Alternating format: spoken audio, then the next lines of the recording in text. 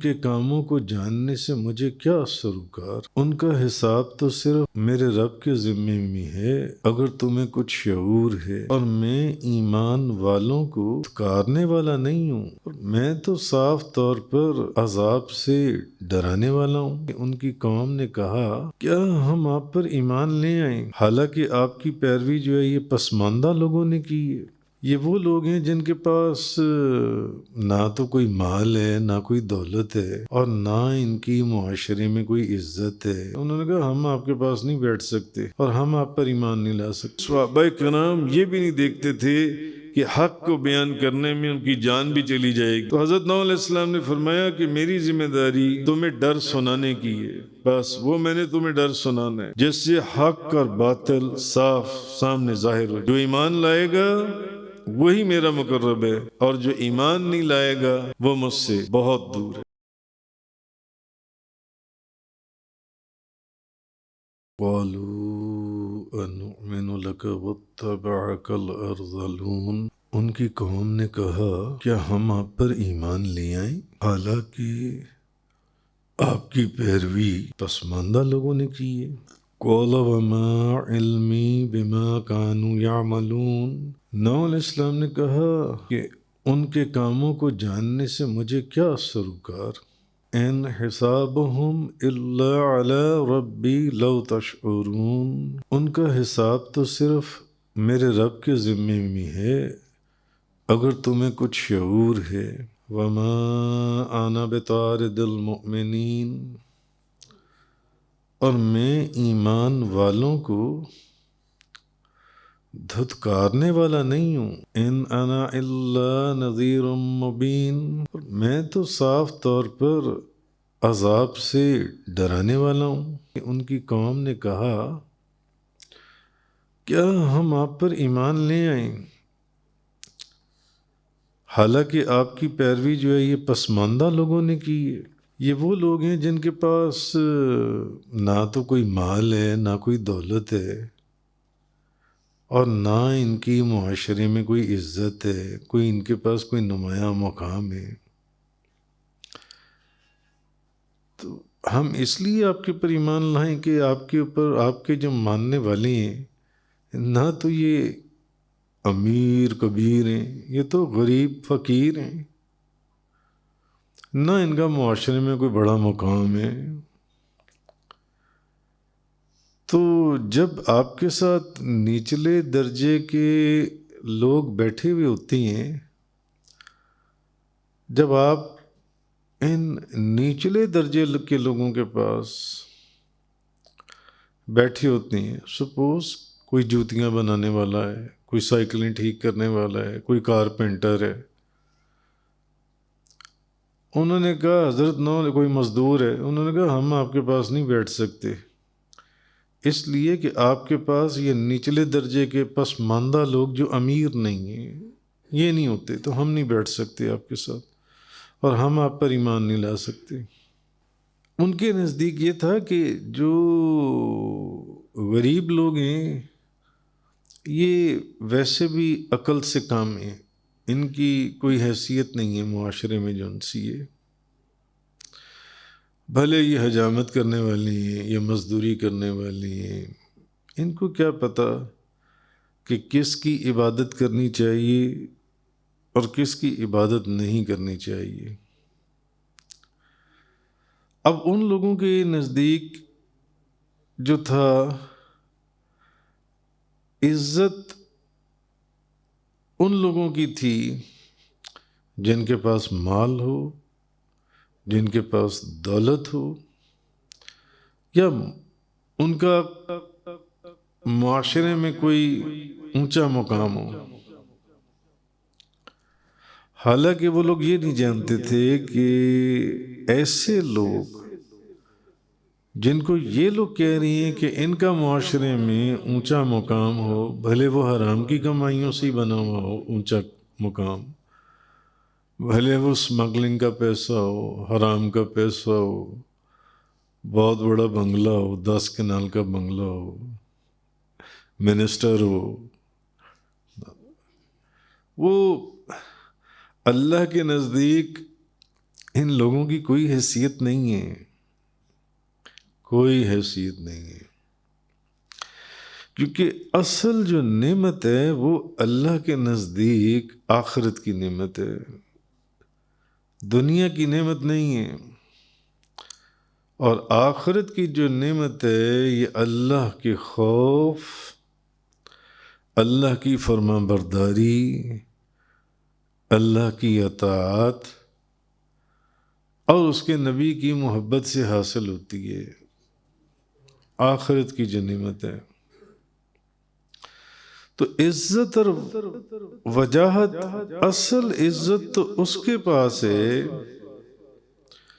جو اللہ اور اس کے رسول کی فرما برداری جس کے پاس ہو۔ جس کے پاس اللہ اور اس کے رسول کی فرما برداری نہیں ہے،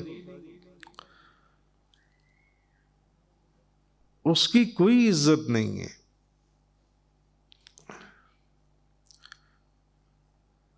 اللہ کے جو احکامات کے اوپر عمل کرتا ہے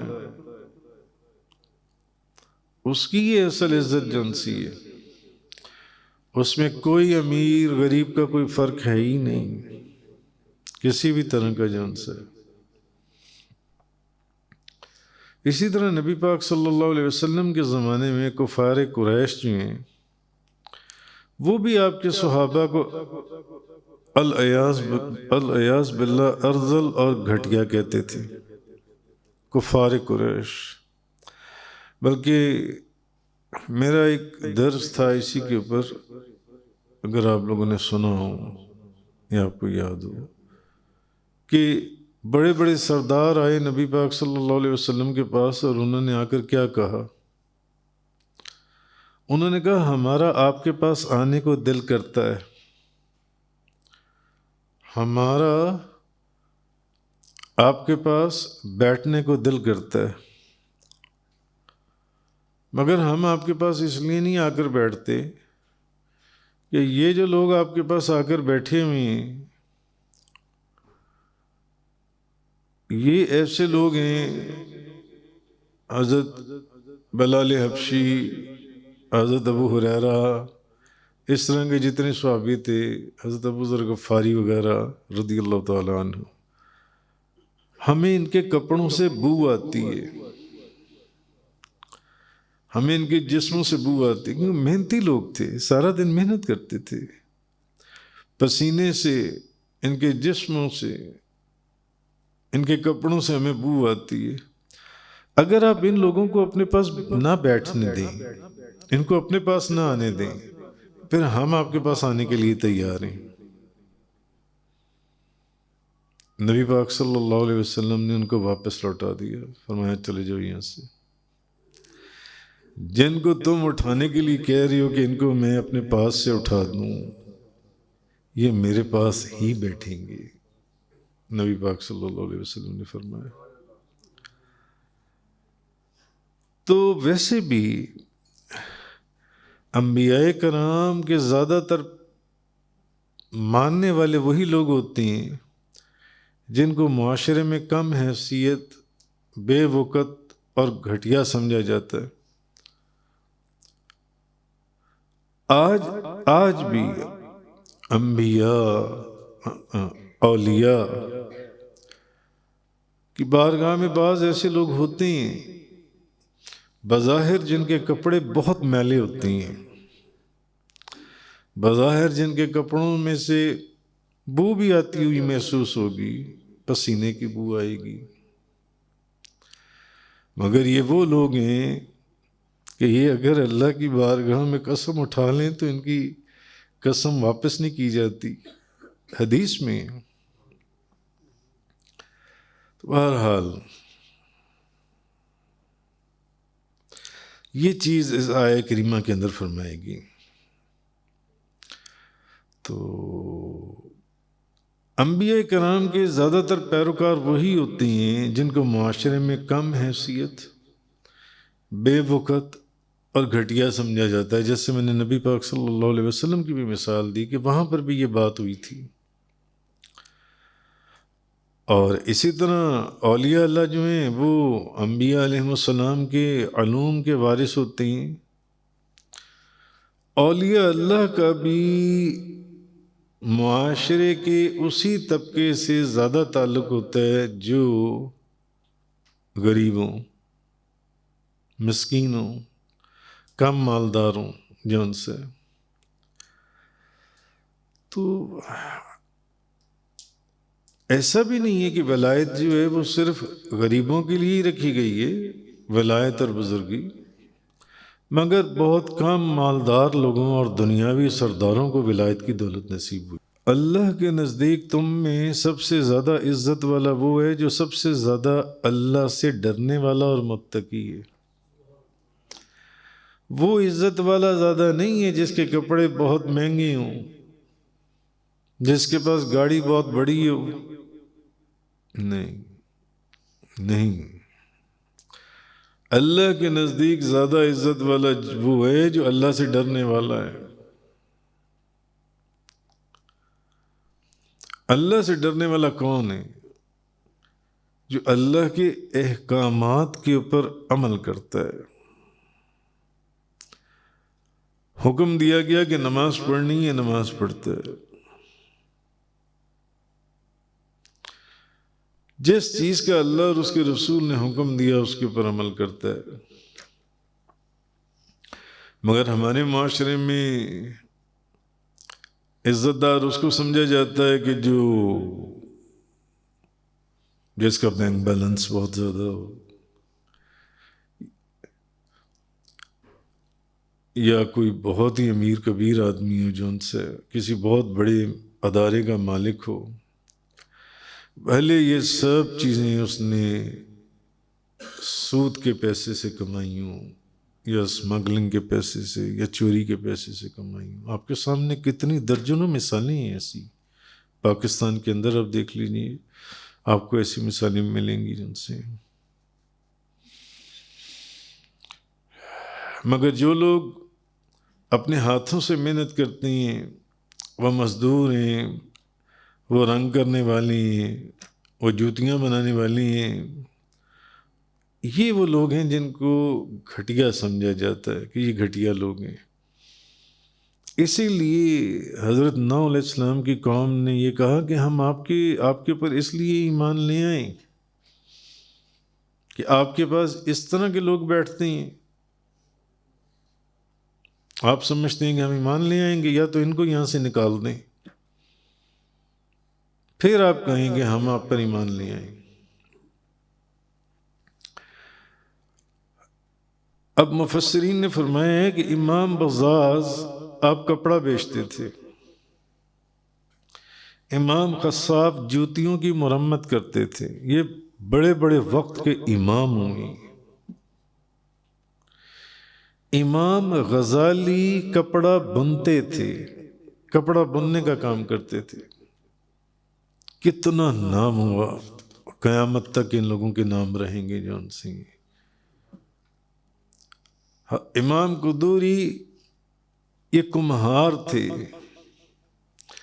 مگر آج ان لوگوں کے پیشے کو ابھی کوئی مٹی سے برتن بنانے والا جس کے کپڑوں کو مٹی لگی ہو، بھلے وہ اللہ کے قریب اس کا کتنا مقام ہے، کسی کے گھر میں آ جائے تو اپنے پاس بٹھانا پسند نہیں کریں گے. ملازم کو کہیں گے باہر ہی پوچھ لو اس سے یہ کیوں آیا. تو بہرحال اصل چیز یہ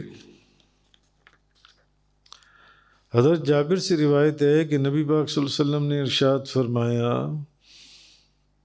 کہ لوگو تمہارا رب ایک ہے، تمہارے والد ایک ہیں. کسی عربی کو اجمی پر اور کسی عجمی کو عربی پر، کسی گورے کو کالے پر، ایون رنگ میں بھی کسی کو کسی پر کوئی فضیلت نہیں ہے. گورے کو کوئی فضیلت نہیں ہے کالے کے اوپر کہ یہ گورا ہے تو یہ اس کی فضیلت ہے. نہیں. اس انفیریورٹی کمپلیکس کے اندر تو امریکنز بھی مبتلا ہیں، کیونکہ وہ اپنے آپ کو کالوں سے بہت زیادہ سپیریئر سمجھتے ہیں۔ تو آپ نے فرمایا لوگوں تمہارا رب ایک ہے، تمہارا والد ایک ہے۔ کسی عربی کو عجمی پر، آپ کیونکہ عربی تھے، کسی عربی کو عجمی پر کوئی فضیلت نہیں ہے، کسی گورے کو کالے پر، کسی کالے کو گورے پر کوئی فضیلت حاصل نہیں۔ جو پرہیزگار ہے، حضور نے فرمایا وہ دوسروں سے افضل ہے جو پرہیزگار ہے۔ اور پرہیزگار کا پتہ ہوتا ہے کون پرہیزگار ہے، بندے کو پتہ ہوتا ہے۔ کم و بیش آپ جس سے بھی ملتے ہیں، جلتے ہیں، اٹھتے ہیں، بیٹھتے ہیں، آپ کو پتہ ہوتا ہے کہ یہ پرہیزگار ہے یا نہیں ہے، اس کی حرکتوں سے، اس کے اٹھنے بیٹھنے سے، اس کے لین دین سے، اس کی بات چیت سے سب پتہ ہوتا ہے۔ حضرت ابو ہریرہ رضی اللہ تعالی عنہ سے روایت ہے کہ نبی پاک صلی اللہ علیہ وسلم نے فرمایا، نبی پاک صلی اللہ علیہ وسلم بہت سے پراگندہ بالوں والے ایسی ہوتی ہیں جنہیں لوگ حقیر سمجھتی ہیں۔ بزرگوں کے آستانوں کے پر ایسے لوگ ہوتے ہیں، میں نے آپ کو پہلے ایک مثال دی، جن کے کپڑے میلے اور شاید ان کے کپڑوں سے بو آتی ہوئی محسوس ہوتی ہے۔ ان کے مرتبے جب بظاہر فقیر نظر آتے ہیں، بظاہر حقیر نظر آتے ہیں، ان کے مرتبے اور مقام سے بڑے بڑے علم والے بھی ان کو پتہ ہی نہیں ہوتا ان کے متعلق، ان کی حقیقت سے نا واقف ہوتے ہیں۔ حضور نے فرمایا بہت سے پراگندہ بالوں والے ایسے ہوتے ہیں جنہیں حقیر سمجھ کر لوگ دروازوں سے دھکے دیتے ہیں، لیکن اللہ کی بارگاہ میں ان کا مقام ایسا ہوتا ہے کہ اگر وہ کسی کام کے لیے اس کی بارگاہ میں قسم اٹھا لیں، یعنی اڑ جائیں کہ یا اللہ یہ کام اسی طرح ہونا ہے، تو وہ کام اسی طرح ہو کر رہتا ہے۔ یہ نبی پاک صلی اللہ علیہ وسلم کی حدیث ہے، حضور نے فرمایا، مسلم شریف کی حدیث ہے، مسلم شریف کی۔ آگے فرمایا قال وما علمی بما كانوا يعملون ان حسابهم الا على ربی لو تشعرون۔ نوح علیہ السلام نے فرمایا مجھے ان کے کاموں کا علم نہیں ہے، ان کا حساب تو میرے رب ہی کے ذمہ پر ہے اگر تمہیں شعور ہو۔ اب انہوں نے جواب دیا، انہوں نے کہا جن لوگوں نے میری پیروی کی ہے مجھے ان کے کاموں کا علم نہیں اور نہ ہی مجھے اس سے کوئی غرض اور مطلب ہے۔ یہ جو تم مجھے کہہ رہی ہو نا کہ یہ مزدور ہیں، یہ جوتی بنانے والا ہے، یہ مزدوری رنگ کرنے والا ہے، یہ مزدوری کرنے والا ہے، میری ذمہ داری انہیں اللہ کی طرف دعوت دینا ہے اور وہ میں نے پوری کر دی ہے۔ تو تم ان کے یہ جو جن پیشوں کو تم گھٹیا کہہ رہی ہو نا، ان کا حساب تو میرا رب بھی جانتا ہے کہ اللہ نے ان کا حساب کیا رکھا ہوا ہے۔ یہ تو اللہ کو پتہ ہے کہ اللہ نے ان کو کیا اجر دینا ہے۔ حضرت نوح علیہ السلام نے ان کو کہا، تو تم جو ان کو عیب لگانے لگے ہوئے ہو نا، ان کو عیب ان کے پیشوں کی وجہ سے عیب لگا رہی ہو کہ یہ غریب لوگ ہیں، یہ کام کرتے ہیں، اس لیے تم ان سے نفرت کر رہے ہو، مت ان سے نفرت کرو، حضرت نوح علیہ السلام نے کہا۔ اور دوسری چیز یہ بھی تھی کہ حضرت نوح علیہ السلام کی قوم نے ان غریب لوگوں کے ایمان پر بھی اعتراض کیا، کہنے لگے یہ جو غریب لوگ ہیں نا، یہ دل سے ایمان نہیں لے کر آئے، یعنی یہ آپ سے محبت دل سے نہیں کرتے جو انہوں نے اللہ کے اوپر یہ ایمان لے آئے ہیں، یہ تو ظاہری طور پر ایمان لائے ہیں۔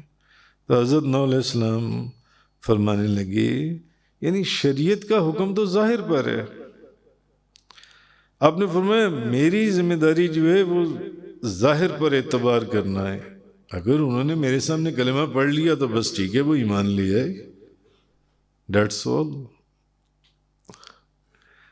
باطن کی جو تفتیش ہے کہ وہ اصل حقیقت میں ایمان لائی ہیں یعنی وہ جانتا ہے، ویسے بھی وہ اس کا کام ہے۔ اب وہ جانے اور یہ لوگ جانے جو میرے پر ایمان لائیں ہیں، وہ جانے جو ان سے ان کے دلوں میں کیا ہے۔ نبی پاک صلی اللہ علیہ وسلم کے بھی ماننے والوں میں ایسے لوگ تھے جو بظاہر ایمان لائے تھے مگر حقیقت میں وہ ایمان نہیں لائے تھے، ان کو منافق کہا جاتا تھا۔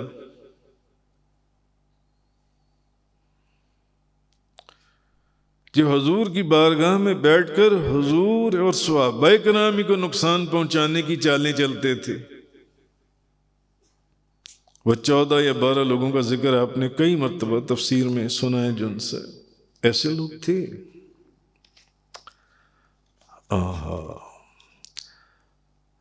آگے فرمایا وما انا بطارد المؤمنین ان انا الا نذیر مبین، میں مسلمانوں کو دور کرنے والا نہیں ہوں۔ اگر تم مجھ سے یہ امید کر رہے ہو نا، میں تو صرف صاف کلیئر ڈر سنانے والا ہوں، ڈر سنانے والا جو ان سے ہے۔ تو حضرت نوح علیہ السلام کی بات سن کر ان کی قوم نے کہا پھر انہوں نے کہا آپ کہنے لگے کہ یہ جو آپ کے پاس لوگ بیٹھتے ہیں نا، یہ کمینے لوگ ہیں، ان کمینوں کو اپنی مجلس سے نکال دیجئے، ان کو نکالیں یہاں سے جو ان سے، تب ہم آپ کے پاس آئیں گے، اور نہ صرف آپ کے پاس آئیں گے بلکہ آپ کی بات مانیں گے بھی۔ سوچیں کہ انبیاء اور اولیاء کے ساتھ کیا کیا کچھ نہیں ہوا۔ ذرا یہ ایسا نہیں کہ ایسا حضرت نوح علیہ السلام کے نبی پاک صلی اللہ علیہ وسلم کے ساتھ بھی ایسا ہوا ہے۔ بہت بڑے بڑے سردار آئے، انہوں نے کہا کہ یہ جو صحابہ کرام ہیں یہ آپ کے پاس نہ آ کر بیٹھیں، ہمیں ان کے جسموں سے اسمیل آتی ہے، ان کے کپڑوں سے۔ حضور نے ان کو اٹھا دیا، فرمایا تم دفع ہو جاؤ یہاں سے، یہ یہیں پر بیٹھیں گے میرے پاس، یہ میرے ساتھ بیٹھیں گے، تمہیں ایمان لانا ہے تو لاؤ، نہیں لانا یہ یہیں پر بیٹھیں گے۔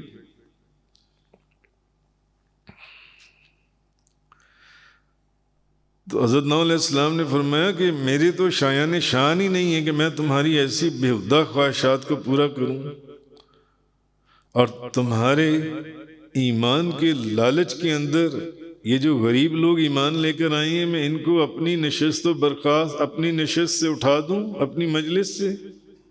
نہیں، سوال ہی نہیں پیدا ہوتا۔ تو معلوم ہوا کہ غریب لوگوں کے ساتھ بیٹھنا نہ صرف اولیاء کرام بلکہ انبیاء کرام کی بھی سنت ہے، غریب لوگوں کے پاس۔ حضرت انس رضی اللہ تعالیٰ عنہ فرماتے ہیں کہ نبی پاک صلی اللہ علیہ وسلم نے یہ دعا مانگی تھی کہ یا اللہ قیامت کے دن مجھے مسکینوں کی جماعت سے ہی اٹھانا۔ مسکین لوگ، مجھے جو مسکینوں کی جماعت ہے نا، بظاہر جو غریب لوگوں کی جماعت ہے، مجھے مسکینوں کی جماعت میں سے اٹھانا۔ تو بی بی عائشہ صدیقہ طیبہ طاہرہ زاہدہ عابدہ رضی اللہ تعالی عنہا، ترمذی شریف کی حدیث ہے، انہوں نے نبی پاک صلی اللہ علیہ وسلم سے پوچھا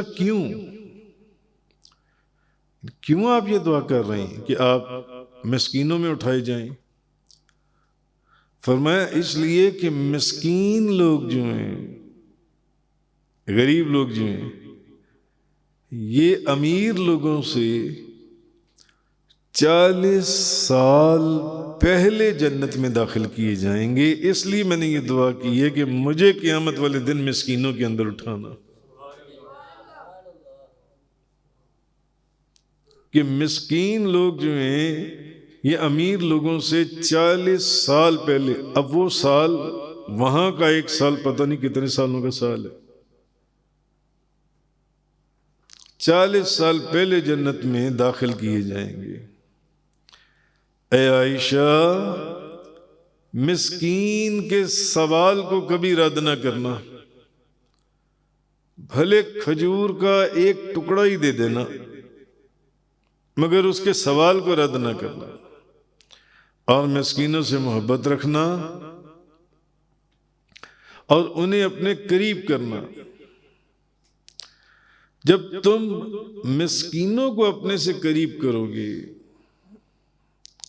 اور یہ کام انبیاء نے کیے یا اولیاء نے کیا ہے؟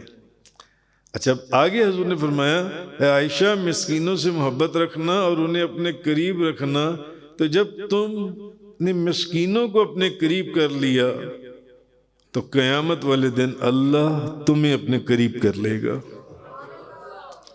تمہیں اپنا قرب عطا فرمائے گا۔ تو شیخ عبدالحق محدث دہلوی رحمۃ اللہ علیہ فرماتے ہیں کہ نبی پاک صلی اللہ علیہ وسلم جب کسی مسکین کو دیکھتے، محتاج کو، تو اپنا کھانا پینا اٹھا کر، جو کہ آپ نے خود کھانا ہوتا تھا، اٹھا کر آپ اس کو دے دیتے تھے، حالانکہ اس وقت آپ کو اس کی ضرورت بھی ہوتی تھی، پھر بھی ایز اٹ از اس کو اٹھا کر اس کو دے دیتے تھے جو آپ کو مسکین نظر آتا تھا۔ اچھا، پھر شیخ عبدالحق محدث دہلوی فرماتے ہیں کہ کسی کو تحفہ دے دیتے، اس طریقے سے ان کی مدد کر دیتے، کسی کو کوئی حق عطا فرماتے، کسی کے اوپر قرض ہوتا تو اس کا قرض اتروا دیتے، کسی کو صدقہ عنایت فرماتے۔ اچھا، کسی سے کوئی غریب ہوتا تو اس سے کپڑا خرید لیتے، اور کپڑا خرید کر وہی کپڑا اس کو تحفتاً دے دیتے۔ اس سے کپڑا خریدا اس غریب آدمی سے، اور وہ خرید کر اسی کو تحفتاً اس کو دے دیا۔ یہ نبی پاک صلی اللہ علیہ وسلم کی عادت مبارک تھی۔ اور کبھی کسی سے قرض لے لیتے اور اپنی خوشی سے جتنا قرض لیا ہوتا اس سے کتنی مقدار زیادہ اس کو دے دیتے اپنی خوشی سے۔ کبھی کپڑا خرید کر اس کی قیمت اگر 10 روپے ہوتی تو اس غریب آدمی کو 20 روپے یعنی زیادہ قیمت عطا فرما دیتے۔ اور کبھی کسی کا ہدیہ قبول کرتے اور اس ہدیے سے کئی گنا زیادہ اس کو ہدیہ دے دیتے۔ آپ فرماتے ہیں یہ عادت تھی۔ تو حضرت نوح علیہ السلام نے کافروں کے اس مطالبے کو تسلیم نہیں کیا کہ غریبوں کو دور کر دیا جائے۔ تو اللہ کی اطاعت میں کسی کی طرف سے ہونے والی باتوں کی پرواہ نہیں کرنی چاہیے۔ جو نبی، رسول، اللہ کے ولی، اللہ کے بندے گزرے، اللہ کی اطاعت میں وہ لوگوں کی باتوں کی پرواہ نہیں کرتے۔ حق کو بیان کرنے میں کہ جی آپ ان غریب لوگوں کو اٹھائیں تو ہم سب آپ کے اوپر ایمان لے آئیں گے، اور وہ امیر کبیر لوگ ہیں، قطعاً بھی نہیں، بلکہ ان چیزوں سے بے پرواہ ہو کر فقط اللہ کی اطاعت کرنی چاہیے، اور اللہ کی اطاعت میں جو حق بات ہے وہی کہنی چاہیے، اور وہی حضرت نوح علیہ السلام نے کہی، جیسا کہ نبی کریم صلی اللہ علیہ وسلم نے فرمائی، جو میں نے آپ کو بتائی ہے آپ کو۔ اور نبی کریم صلی اللہ علیہ وسلم بطور خاص صحابہ کرام کو اس بات کا حکم دیتے اور اس چیز کے اوپر بیعت لیا کرتے تھے کہ دیکھو اس چیز کے اوپر بھی مجھ سے بیعت کرو کہ اللہ کے معاملے میں کسی ملامت کرنے والے کی ملامت سے تم نہیں ڈرو گے،